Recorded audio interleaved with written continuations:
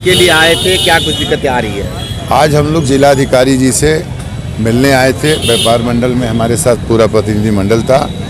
ये जो शहर के अंदर 4 लेन की बात आ रही है, मेरे को लगता है कि शहर में 4 लेन की कोई ज़रूरत नहीं है। विकास होना अच्छी बात है, अतिक्रमण हटना अच्छी बात है, पर इसके नाम पर शहर को विनाश की तरफ ले जाया जाए और लोगों को उजाड़ा जाए, उनके बसाने की व्यवस्था न हो, तो ये अच्छी बात नहीं है। हम लोग चाहते हैं प्रशासन बैठ के बात कर ले। अगर वो बात करने में हम लोगों की संतुष्टि नहीं बनेगी तो हम लोग सड़क पर उतर के आंदोलन भी करेंगे और अपनी लड़ाई को यहाँ से लेकर लखनऊ तक लड़ेंगे। ठीक है, क्या कुछ कहेंगे आज जिस तरीके से आप लोग आए हैं जिला मुख्यालय पे अपनी बात को रखने के लिए? देखिए, हम लोग तो काफ़ी दिनों से मिल रहे हैं। पूरा मंत्रालय को अवगत करा दिया गया है, मुख्यमंत्री या पीएमओ कार्यालय तक अवगत करा। हम लोगों की अगर मांगे नहीं मानी जाएगी तो हम लोग आंदोलन का एक रूपरेखा बनाएंगे और सड़कों पर उतरने का कार्य करेंगे। जब तक लोग हम लोग को संतुष्ट नहीं कर लेंगे तब तक ले हम लोग उस आंदोलन को चलाएंगे। ठीक है, ये प्रधानमंत्री नरेंद्र मोदी का संसदीय क्षेत्र है और विकास कार्य बहुत तेजी पे चल रहा है। क्या कुछ दिक्कतें और आ रही हैं आप लोगों को? दिक्कतें भैया, लोगों का घर उजड़ जा रहा है, रोजी रोजगार चला जा रहा है। दिक्कतें, आप अपना विकास कीजिए लेकिन विनाश मत कीजिए। हम लोग कहाँ जाएंगे? व्यापारी वर्ग कहाँ जाएगा? व्यापारी तो वही रोजी करता है, उस पर रहता है, नीचे रोजी करता है। नहीं होगा तो आदमी सड़क पर आएगा। सरकार तो ये कह रही है कि मुआवजा दे रहे हैं, तो कोई दिक्कत ही नहीं है। मुआवजा दे दीजिएगा आप, यहाँ जो यहाँ पर रहते हैं मुआवजा दे दीजिएगा। जिनका धंधा यहाँ पर है, कितना मुआवजा मिलेगा? कहाँ जाके बसेंगे? हर जगह ज़मीन की कीमत तो बढ़ती चली जा रही है। ठीक है, मुआवजा पूरा नहीं है। मैम, क्या कहेंगे जिस तरीके से आप लोग आए थे प्रशासन से मिलने के लिए, क्या कुछ बातें हुई आप लोगों से? मैं शालिनी खन्ना, महिला जिला व्यापार मंडल की अध्यक्ष। आज हम लोग आए थे अतिक्रमण को लेके, 4 लेन जो शहर में चौड़ीकरण हो रहा है उसके लिए। सर, हम लोग को लगता है कि विकास के नाम पे विनाश करना ये उचित नहीं है। विकास करिए, उसमें हम सब लोग आप लोग के साथ हैं। हम लोगों का विकास, शहर का विकास मतलब हम लोगों के भविष्य का विकास। इसके लिए विकास के लिए आप पार्किंग बनाइए। विकास के लिए जो छोटे पटरियों पे लोग छोटा छोटा व्यापार कर रहे हैं, उन लोगों को उजाड़ने से अच्छा है कि उन लोगों के लिए एक व्यवस्थित जगह बना दिया जाए, एक एरिया दे दिया जाए उनको, कि जहाँ पे वो अपनी रोजी रोटी चला सके। हम लोग इसीलिए आए थे।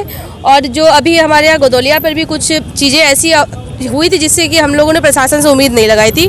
मुख्य वो सब भी हैं, उन लोगों को फेंक देना सामानों को, प्रशासन द्वारा महिलाओं पे हाथ छोड़ने की धमकी देना, क्या ये सब चीज़ें उचित नहीं है? प्रधानमंत्री नरेंद्र मोदी का संसदीय क्षेत्र है और आए दिन यहाँ पे विश्व पटल के नेता अभी आ रहे हैं, तो हो सकता था डेवलप दिखलाने के लिए इस तरीके किया जा रहा है, तो आप उसके लिए क्या कहेंगे? डेवलपमेंट होना तो ज़रूरी है, लेकिन किसी को घर को उजाड़ के बर्बाद करके व्यापार को बंद करके नहीं हो सकता है। डेवलपमेंट होना बहुत ही ज़रूरी है। हम लोग गर्व की बात है कि हमारा बनारस इतने 5-10 साल में इतना उन्नति की और अग्रसर होता जा रहा है। क्या कहेंगे आप जिस तरीके से रोजगार पे लगातार हल्ला बोला जा रहा है, बहुत सारे लोग हैं कोविड के बाद उभर रहे नहीं, फिर भी अभी उनका जो व्यवसाय है लगातार गिरता जा रहा है? मैं नताशा तनेजा, पूर्वांचल औद्योगिक ठेला पटरी व्यापार मंडल की अध्यक्ष हूँ। जो कोविड के बाद लोग उभरने की कोशिश कर रहे हैं, उनका घर आप उजाड़ रहे हैं, उनकी रोज़ी रोटी उतार रहे हैं। मुआवजा देने से उनकी रोज़ी रोटी कहीं और जाएगी, वहाँ पर वो विकास चलेगा उनका नहीं होगा, वो घर कैसे चलेगा उनका? कोविड के बाद इतनी मुश्किल से लोग उभरने की कोशिश कर रहे हैं, कहीं से सरकार की कोई मदद ना मिले। मुआवजा देने से आप वहाँ पर एक जगह पे एक इंसान की रोज़ी रोटी तो वहीं पर नहीं ला के दे सकते। बीच में जो डिवाइडर 6-6, 7-7 फीट के हैं उनको आप कम कीजिए, उस लेन को चौड़ा कीजिए, ठेला हटाइए वहाँ से। जो इलेक्ट्रिक रिक्शाओं वालों ने सारी साइड पे जगहें रोकी हुई हैं उसको हटाइए। तो एक विकास के नाम पे विकास कीजिए, लेकिन किसी को दबा के विकास नहीं कीजिए। आप लोग ठेला खुपची के कह रहे हैं हटाने के लिए, टोटो के, तो वो भी तो कहीं ना कहीं बिजनेस से ही जुड़े हैं लोग। वो बिजनेस से जुड़े हैं, उनका एक पर्टिकुलर स्थायी स्थान होना चाहिए जहाँ पर वो खड़े रहें। पता है यहाँ से ये चलता है, अगर आप बीच रोड पे खड़े हो जाएंगे तो जाम तो लगेगा ही।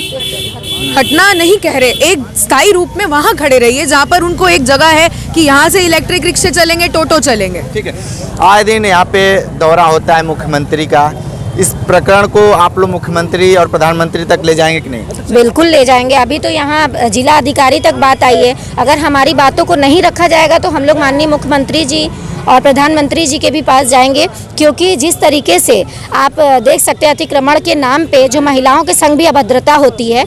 अब एक किसी महिला का आप दुकान हटाते हैं, अगर वहाँ पे कोई जो भी जाएगा आपसे बात करने तो कोई पोस्टेड ही जाएगा, कोई मंडल से जुड़ा हो या किसी, तो जब आप हम लोग से अभद्रता वाली भाषा में प्रयोग करते हैं तो आप दुकान वालों से किस तरीके का रिएक्शन? महिलाओं से भी अभद्रता अब शुरू हो गई है क्या ये योगी राज में? बिल्कुल बिल्कुल, अधिकारियों में जो अतिक्रमण विभाग से आते हैं दुकान हटाने, तो क्या रोड पे अगर एक महिला दुकान लगा रही है तो क्या उसका सम्मान नहीं है? अच्छा, योगी राज में महिलाएं सुरक्षित नहीं है क्या? सुरक्षित हैं, महिलाएं बहुत सुरक्षित है, लेकिन ये जो उच्च अधिकारी द्वारा तो सारा पारित होता है कि आप सारी महिलाओं से अभद्रता ना करें, लेकिन जो ये नीचे स्तर के अधिकारी हैं वो लोग इस चीज़ों को, उनकी छवि को, माननीय मोदी और योगी जी की छवि को खराब करें। तो ऐसे अधिकारी को रहने की, जो ऐसे अतिक्रमण के नाम पे जो चलते हैं, उनको रहने की, जोनल अधिकारी हो या कोई भी हो, उनको रहने की नहीं ज़रूरत है। ठीक है मैडम, क्या कहेंगे, क्या कुछ दिक्कतें आ रही हैं रोड चौड़ीकरण को लेकर? देखिए, मैं पूर्वांचल महिला व्यापार मंडल की महामंत्री हूँ, प्रिया अग्रवाल। देखिए, चौड़ीकरण के नाम पे तो सबका देखिए उत्पीड़न हो रहा है एक तरह से कहिए तो, क्योंकि जो सिस्टम बनाया जाता है अधिकारियों के द्वारा, सिर्फ वो प्रेस वालों को बुला के उनके सामने बता देते हैं, मगर उसके नियम के अनुसार चलते नहीं हैं। अभी जब नए कमिश्नर सर आए थे तो उन्होंने एक नियम बनाया था कि इस कलर का ऑटो इस क्षेत्र में चलेगा, इस कलर का ऑटो इस क्षेत्र में चलेगा। तो नए साल से ये फरवरी चलने लगा, जनवरी पूरी खत्म हो गई, तो अभी तक कहीं भी तो बनारस में ये नियम देखने को नहीं मिल रहा है। और आप कहीं भी जाइए, कहीं भी देखिए, जहाँ देखिए वहीं पर 4 व्हीलर गाड़ियाँ जहाँ देखिए वहीं पार्क कर देते हैं। तो क्या सिर्फ गरीबों का अतिक्रमण है कि अमीरों का भी अतिक्रमण माना जाएगा इसको? अगर आप 4 व्हीलर वाले हैं तो आपको ये छूट मिली है प्रशासन की तरफ से या शासन की तरफ से कि आप कहीं भी गाड़ी खड़ी कर देंगे और आप अतिक्रमण कर लेंगे, तो उनके ऊपर क्यों नहीं कड़ी कार्रवाई होती है? पुलिस वाले आखिर करते क्या है? जब आते हैं मुख्यमंत्री या प्रधानमंत्री या कोई एनीवेज कोई वीवीआईपी, तो सारे पुलिस फोर्स एकदम चप जाते हैं चारों तरफ, हर जगह ये हटाओ वो हटाओ, ऐसे करो, उसकी ठेला फेंक देंगे, उसकी दुकान फेंक देंगे। मगर जो 4 व्हीलर गाड़ियां बड़े अमीर लोग इधर उधर खड़ी करके रखते हैं, उस पर कार्रवाई क्यों नहीं होती है? अगर कड़े रूप से उस पर कार्रवाई हो तो जहे तहे इस तरह से अतिक्रमण तो नहीं होगी, उसकी वजह से गरीब मारा नहीं जाएगा। अगर साइड में जगह मिलेगी, पैदल चलने वालों के लिए पटरियाँ कहाँ है?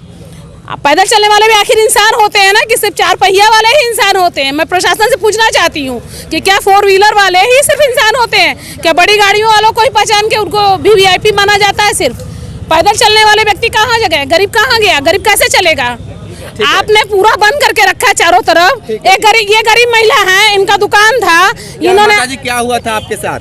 भैया वो लोग आए हटाने, मैं बोली हटा रही हूँ, तुरंत मेरा दुकान वो लोग छीनने लगे, डंडा तान दिए मारने के लिए। तो मैं बोली कि भैया हटा रहे, मेरे पास 2 हाथ है, मैं हवाई जहाज नहीं हूँ, ऑपरेशन कराएं अकेले, आप बोल रहे हैं हटा रहे, आपका स्वागत है। नहीं हटाओ, नहीं हटाओ। मैं बोली कि ले जाइए, जितना हटाते बनता है हटा रहे, नहीं तो आप पूरा ले जाइए भाई, बता रही हूँ और क्या करें? अगर मान लीजिए ये गरीब महिला है, इन्होंने आँख का ऑपरेशन करवाया, इनके सामान का जो नुकसान हुआ अधिकारी के द्वारा, वो सामान का नुकसान कौन भरपाई करेगी? क्या सरकार इसको इनको देगी? या अतिक्रमण के नाम पे जिसके नुकसान होते हैं, जिसके ठेले पलट दिए जाते हैं, जो गरीब व्यक्ति सुबह 4 बजे भोर में उठ के जाता है मंडी से सब्जी लेके, फल लेके आता है, बेचता है, पूंजी लगाता है, उस पूंजी की कमाई से अपने घर के बच्चों का, अपने बाल बच्चों को चलाता है, परवरिश करता है, वो जो नुकसान होता है उसकी जिम्मेदार कौन है? उसका जिम्मेदारी कौन लेगा? कौन देगा उसका नुकसान का भरपाई? मैं ये आपके द्वारा प्रशासन से सवाल करना चाहती हूँ कि उन गरीबों को कैसे बसाया जाएगा? क्या उनके लिए कोई रास्ता बनाए हैं? और ये जो 4 लेन सड़क बनवा रहे हैं, 4 लेन सड़क में जिसका बिजनेस जाएगा, जिसका व्यापार जाएगा, उनके लिए एक व्यवस्थित करें, उसी क्षेत्र में कहीं एक जगह दे, एक दुकान दे, उनकी आजीविका का भी ख्याल रखें, जिस तरह से उनका जमीन अधिग्रहण। बात बताइए, आने वाला नगर निकाय चुनाव भी है, कैसे बदला लेंगे सरकार से आप लोग? हम लोग वोट का विरोध करेंगे, नहीं देंगे वोट। जिस क्षेत्र में पार्षद ने किसी तरह का कोई काम नहीं किया है, उस क्षेत्र में हम लोग उनको वोट नहीं देने का काम करेंगे। मताधिकार मेरा अधिकार है, मैं नहीं दूंगी वोट। देखिए, ये प्रधानमंत्री नरेंद्र मोदी के सांसदीय क्षेत्र में विकास कार्य बहुत तेजी से हो रहे हैं, लेकिन यहाँ के अस्थायी लोगों का काफ़ी नुकसान हो रहा है। सरकार उनको मुआवजा तो ज़रूर दे रही है, लेकिन इनका सीधे तौर पे आरोप है कि वो मुआवजा लेकर हम जाएंगे कहाँ, हमारे जो व्यवसाय हैं वो ध्वस्त हो जाएंगे। देखना दिलचस्प होगा कि इन गरीब तबके के लोगों के साथ यहाँ की प्रशासन और योगी राम राज जो चल रहा है कितना इनका मददगार बनती है। ग्राउंड जीरो से रिपोर्ट कर रहे थे, तो हमारे साथ बने रहिए कांडी बनारसी के साथ। हमें दीजिए इजाज़त, नमस्कार।